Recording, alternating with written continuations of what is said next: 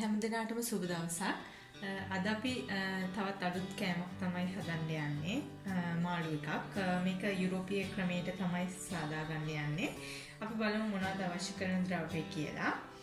අපිට අවශ්‍ය වෙනවා ඔලිව් තෙල්, ඒ වගේම ලුණු, ගම්මිරිස් කුඩු, ඊළඟට මේ විදිහට සුද්ධ කරගත්ත සුදු ලුණු ටිකක්, තක්කලි, ලුණු බෑයක් සහ කොත්තමල්ලි කොළ, ඒ වගේම මේ විදිහට මාළු පෙති දෙකක්. ඔයාලට කැමති මාළු වර්ගයක් මේ සඳහා භාවිත කරන්න පුළුවනි. අපි බලමු එහෙනම් කොහොමද මේක හදන්නේ කියලා. භාජනයකට ඔලිව් තෙල් එක් කරගන්නවා.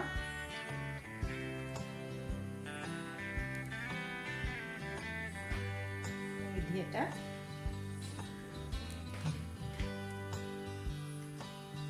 දැන් අපි මේ විදිහට අපේ මාළු ටික එකතු කරගන්නවා.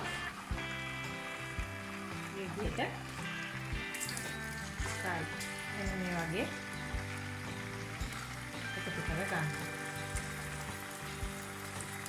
අප ගත්ත කොත්තමල්ලි කොළ මේ විදිහට උඩින් දමා ගන්නවා.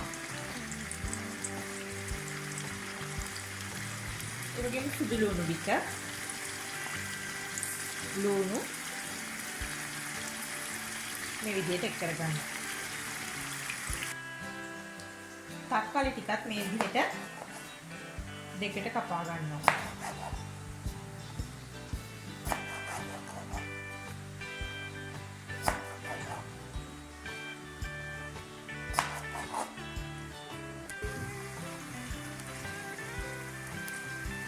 දැන් අපි කපාගත්තු තක්කාලි ටික මේ විදිහට උඩින් එක් කර ගන්නවා.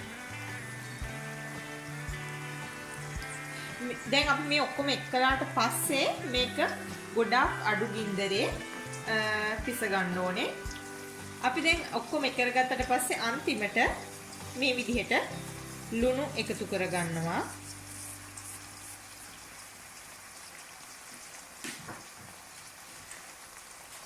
ඒ වගේම ගම්මිරිස් තමන්ගේ කැමැත්ත පරිදි ගොඩක් සැරට ඕන නම් මේ විදිහට එක් කර ගන්නවා.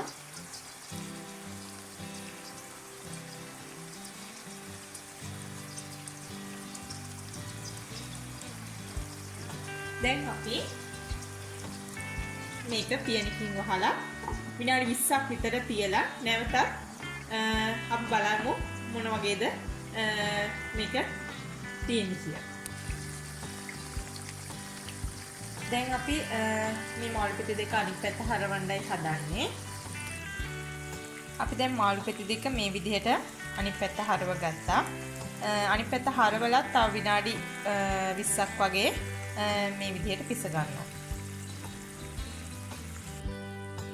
දැන් අපේ මාළු එක ලෑස්ති. අපි දැන් මේ අනවශ්‍ය තෙල් ටික අයින් කරලා මාළු ටික විතරක් මේ විදිහට ගන්නයි යන්නේ.